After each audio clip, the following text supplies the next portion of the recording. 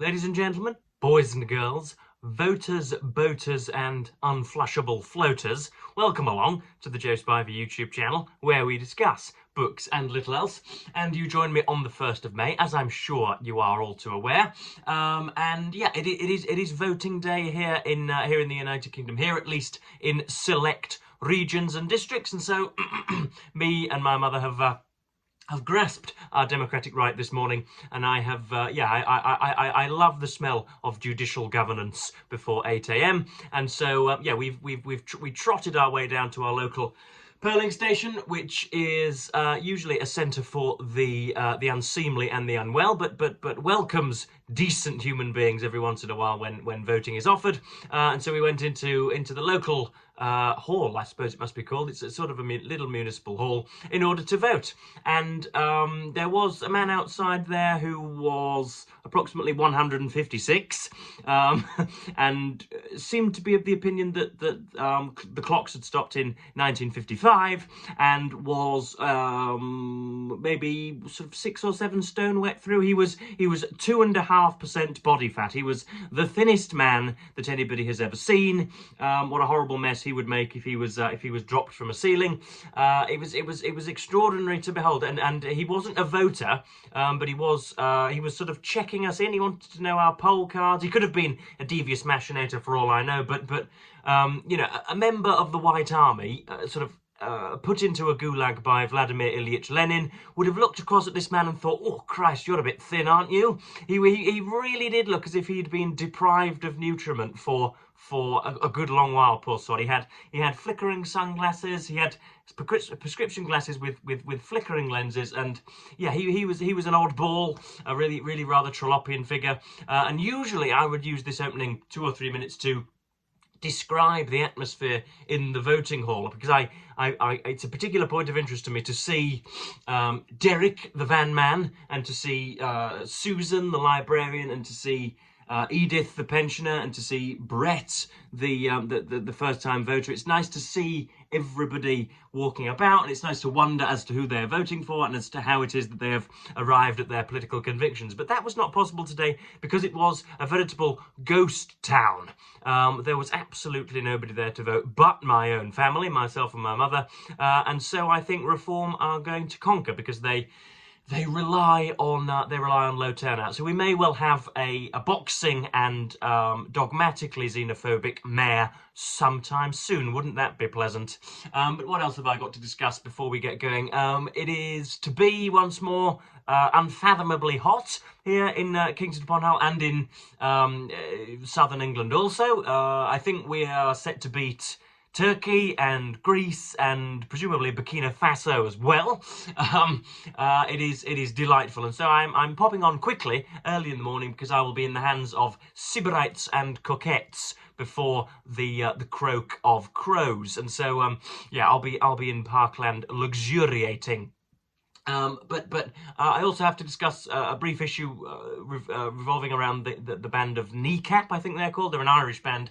I of course had never heard of them before the breaking of this scandal, but it has become public knowledge via videos, as is the modern way, that they called for the murder of anyone's local MP in the audience back in November 2024 in response to the the Israeli genocide of the Palestinian people. Now, this, of course, is a rather complex issue, because under, I think it's Section 4 of the Public Order Act 1986, you cannot incite violence without incurring either a monetary or physical penalty. And yet it seems as if incitement to violence, on the left anyway, is jolly well fine, so long as it's directed towards your political opponents. But the moment Elon Musk and Nigel Farage do it, they do get a flutter. It's strange, but sort of 7 to 10 days ago, I was about to sort of come out as a left-wing person finally, and yet I just in the last 24 hours, I found Politics Joe and Novara Media and other outlets engaging in a sort of pseudo-defence of this act. The band Kneecap were on stage telling their audience to kill their local MP unambiguously, and siding with Hamas and Hezbollah, whose chartered aim is to annihilate the Jewish race on Earth. And so I found, believe it or not, crazy as it may seem, I found those sentiments to be disagreeable, and to find them defended by Ollie Dugmore and by Ava Santina and by the blokes on Novara Media and in other outlets. I'm sure Zateo had a few things to say about it. I find that to be disenchanting, because I was about to number amongst them, I felt, and yet I have realised in the last 48 hours that we have different brains and we think about the world differently. But yes, if indeed a band calls for the murder of a local MP, then I think that we should throw the book at them. But that is just me. So I've gone on for 5 minutes 30, and that is that's enough of a prolegomena for a Thursday. So we must get on to A.J.P. Taylor's English history between 1914 and 45, and why it is that my bookmark shall creep no further north than this, why it is that I am sending it windmilling into the ether, and why I am not going to bother myself with its tedium and tedia for much longer. I have spent a good few days in the company of this. I'm halfway through. I've read 300 and odd pages. I've spent hours and hours and hours with it, and it's not pleasing me. My yardstick for bailing, as it's called on here on BookTube, is as to whether I look forward to lying down and reading. At the moment, if this is going to be my material, I am not looking forward to lying down to read, and so, simply put, I'm not going to bother. I'm not being paid to review this. I'm not chained to a desk in an academic class. I do not feel that it is of anything other than epistemic value. In other words, I'm ticking boxes and I'm accruing knowledge, but it is not done via a sort of pleasurable and artistically inclined process. I could just as easily and just as effectively read the Wikipedia page. That would be shorter and it would incur less wrath. But yeah, I do have, I suppose I could give you some sort of a synopsis. A.J.P. Taylor begins in August 1914, when first the bullets flew in the First World War, and then he looks at the conflict in decent detail, actually, for a book which attempts to travail or traverse rather sort of what is that, 30 years it is, isn't it? 30 years.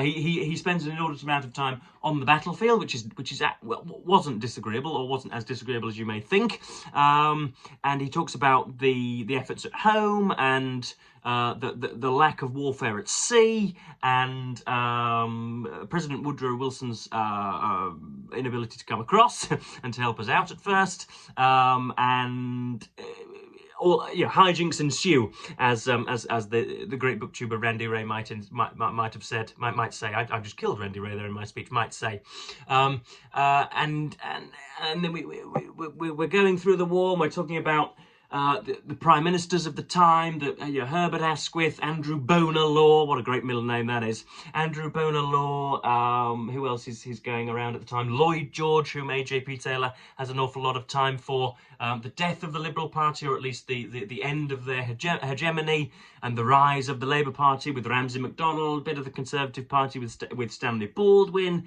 and Neville Chamberlain coming up the rear, and Winston Churchill doing so all as well.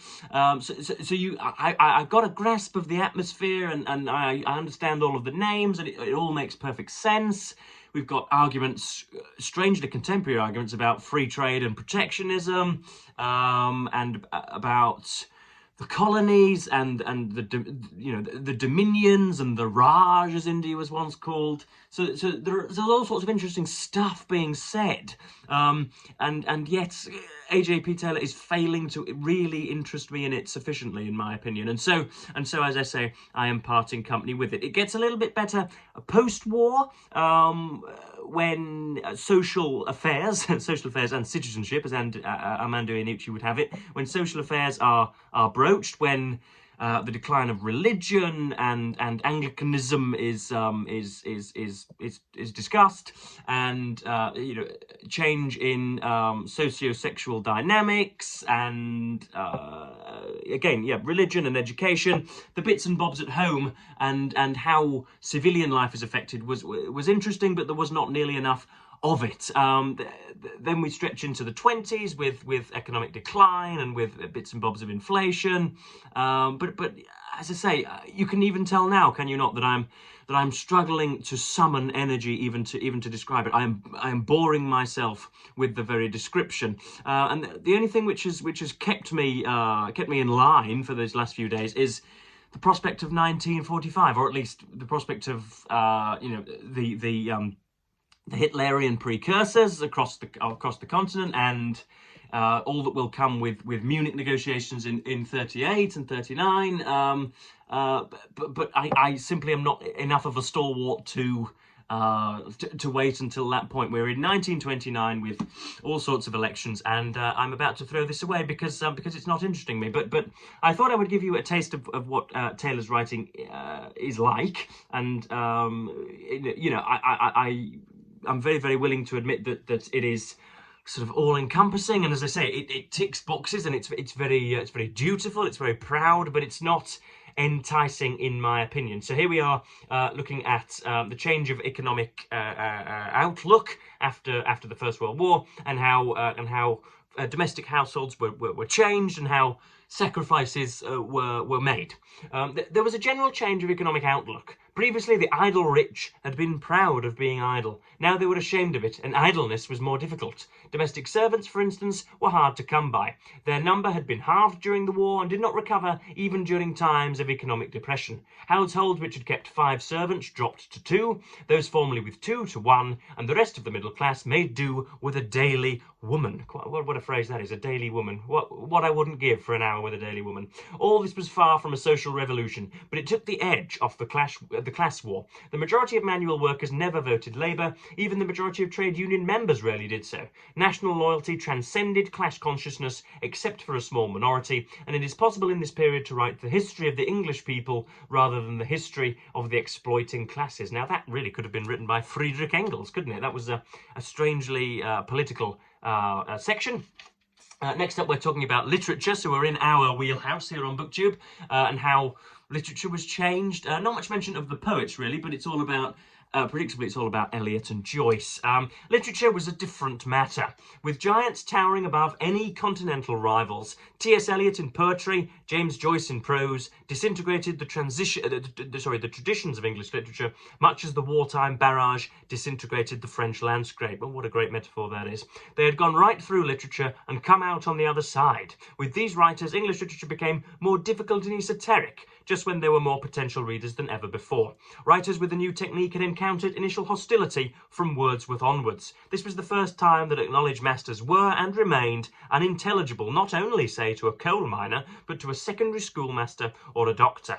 The fashion held only in part. Eliot determined the main shape of English poetry for a generation. Joyce was an isolated figure. Poetry perhaps did not need to make sense. Prose cried out for meaning, and Joyce ran into a blind alley where, in his last work, Finnegan's Wake, even the words were gibberish.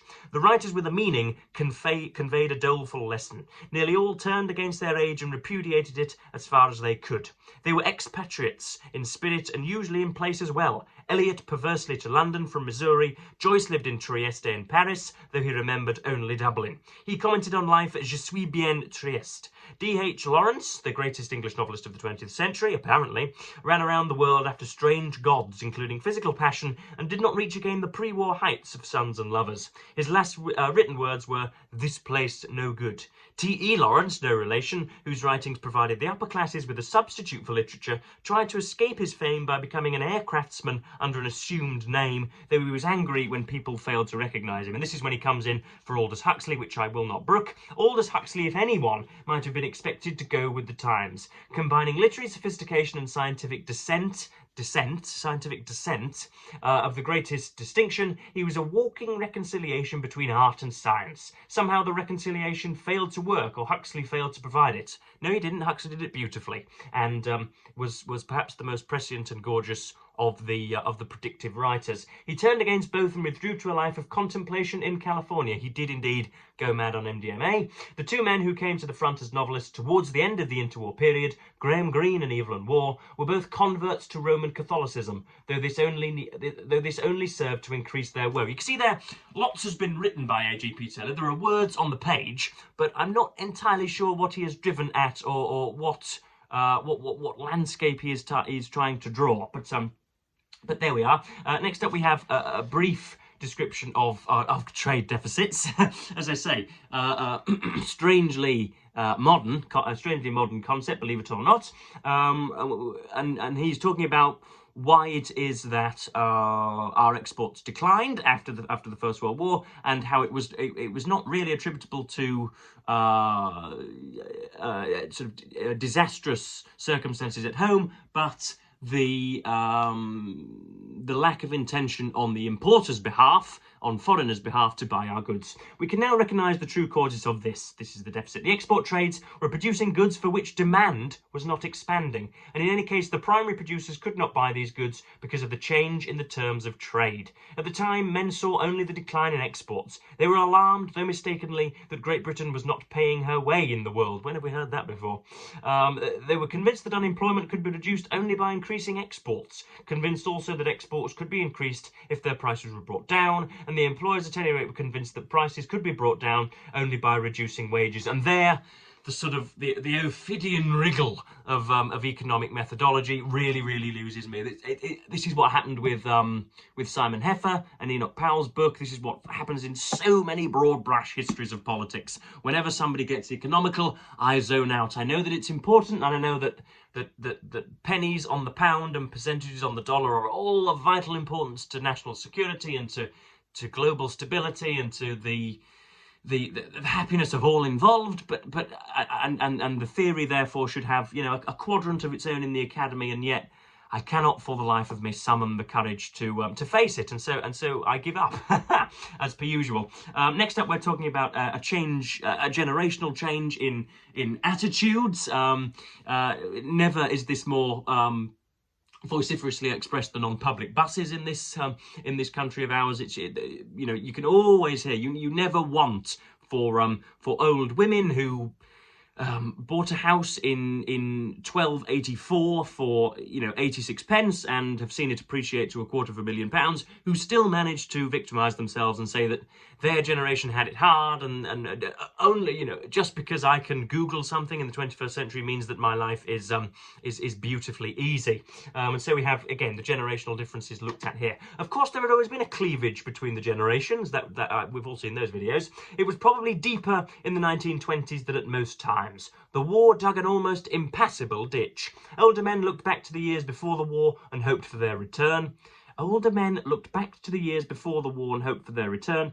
Okay, I'm going to read that a third time. Their minds were pre-war, even if the fashion of their clothes had relaxed. Slightly younger men lived under the shadow of their wartime experiences, never ceasing to wonder that they had survived. For those who had grown up after 1918, the war was a memory, and soon hardly that. They aspired to make new standards, not to restore old ones. In 1919, Rutherford foresaw the splitting of the atom, though he did not suppose that this could be turned to practical use. The theories of Einstein shattered the Newtonian principles which had given a rational frame to the universe. Freud shook, in a similar way, the rational frame of men's minds. Traditional values ran thin. The young began to steer without a chart. Even the Praetorian Guard of the established order turned traitor. Products of the public schools could no longer be relied on to remain conventional. The emancipation came first in private morals. Political revolt had to wait until the next decade. The strange one-sex system of education of public schools and universities had always run to homosexuality. In Victorian times, this, though gross, had been sentimental and ostensibly innocent. Wrap your ears round that one. At the fin de siècle, it had been consciously wicked. Now it was neither innocent nor wicked. It was merely, for a brief period, normal. By the end of the decade, even former public school boys were beginning to discover that women were an improvement on painted boys. This fantastic epoch has been preserved for posterity in the rich early farces of Evelyn Waugh. Now, you heard there that some of it was, the old order turned traitor. Some of that stuff is fantastic, very, very snappy phrases, very, very insightful, and yet you saw at the end of that passage how Taylor just sort of lost his way there. He didn't really know quite how to conclude his point. And then, again, another contemporary passage, we're talking about Palestine and the Balfour Declaration. Obviously a very pregnant topic in 2025, but we'll see how we go. Palestine raised a more difficult problems. When's this? 1929, I think, 1930. At the same time, the Balfour Declaration committed the British to fostering a national home there for the Jews. At the same time, they had to rule without offending the Arabs, who made up the large majority of the population. Jews came to Palestine equipped with Zionist money. They bought land from the Arabs and made no secret of their intention to turn the national home into a Jewish national state. The Arabs resisted and rioted. Passfield, the colonial secretary, applied his dispassionate Fabian mind to the question. He reached the rational, though irrelevant, conclusion that it was impossible for more Jews to enter Palestine without displacing the Arabs. How prescient. In October 1930, a white paper, therefore, announced that Jewish immigration must virtually cease. The Zionists raised an uproar. Poor Passfield found himself pilloried as the worst enemy of the Jewish people since Haman. MacDonald quietened the storm for the time being with soft words. The conflict between Jews and Arabs was postponed until the massive flood of Jews from Central Europe, provoked by National Socialist persecution, brought it to an unescapable explosion. All the same, Passfield had made an awkward discovery. He had stumbled unwittingly on a question where the underlying philosophy of British Labour, indeed of nearly all Englishmen, did not work. In Palestine, there was irreconcilable conflict between Arabs and Jews, not a community of interests which the two peoples merely failed to recognise by mistake. Again, I think, rewarding A.J.P. Taylor much more than I should by only reading out the passages that allured me. I could well read out some of the duller passages and better criticise him, but for some reason I don't like doing that on camera. So that's English history 14 to 45. I turned it into English history 14 to 29, but there we are. So that's Taylor's history, and we can see it's just flung into the ether, flung not to be again picked up until 2050 probably, when its centenary is honoured. But I do have to advertise my next book. I am going to be reading Douglas Murray's The Strange Death of Europe, because like it or lump it, like it or not, I cannot rid Douglas Murray from my online algorithm, and so find him beavering away at every opportunity. And so I have read this before, very sort of 17 or 18, when I was myself scabrously right-wing, and may have read it a second time when I became more edified and enlightened, but I need to read it again. I want to read it again. I'm naturally driven to it because Murray references it rather a lot. I think of his oeuvre. How many vowels can we stick into a word? I think of his oeuvre. The Madness of Crowds would probably be the most respectable and the least insufferable, the most sufferable of his works, but this and The War on the West and obviously Democracies and Death Cults will be will be another matter, I think. And so I'm looking forward to this. I'm going to try and read it with an open mind, as the phrase goes. I shall try and not be instantly vitriolic, and I shall try and take Murray at his first principle. I shall try and take him at his word and try and follow along with his thinking and try and be more I'm going to call it courageously sympathetic, but we shall see. I think, like with very many figures on the right, he is wrong on first principles. So he quite rationally recognises the statistical uprise in the statistical uptick in immigration since the Blair government, but really since the displacement of Syria and Libya and Iraq. He sees the rise in voyagers to this country. He sees also the economic deprivation that resulted after 2008 and 9, and yet draws a strange correlative link between those two phenomena, even though I take them not to be as related as very many people would like you to believe.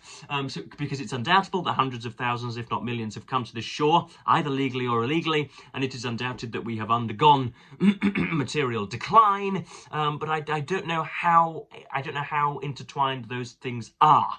I do know how intertwined things are. Not very intertwined is the answer. But Douglas Murray disagrees with me on this, and I'm happy to again broach the topic. So yeah, The Strange Death of Europe: Immigration, Identity, and Islam. We shall see if Douglas Murray does more than than take pot shots at brown men. Who knows? Who knows? But before I go, I do have to remind you, I should really have front-loaded my video with these advertisements, but my recent review of Robert Harding's book, The Einstein Vendetta, is now available on Open Letters Review. I'll leave a link to that down in the description, as us creators say. And what else? I recently broke my hiatus. I recently ended my Substacking hiatus by writing a thought piece, I suppose, a vindictive and rather sort of, I think, actually, reading it back, quite laborious thought piece on the local elections and the state of British politics and the prospects of a Farage reformation. See what I did there? The party of Farage is named Reform, and I linked it to a historical event in the past, in our wing mirror, in our dust. So yes, I will leave links to those two pieces down below, and I will, as I say, look forward to jollying about in this neo-Mediterranean weather which England is currently enjoying.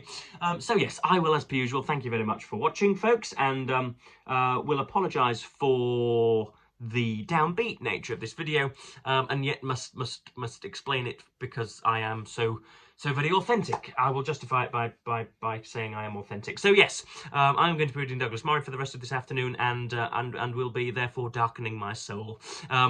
So yes, I will, as per usual, thank you very much for watching BookTube, and will, as per usual again, bid you the fondest of earthly farewells.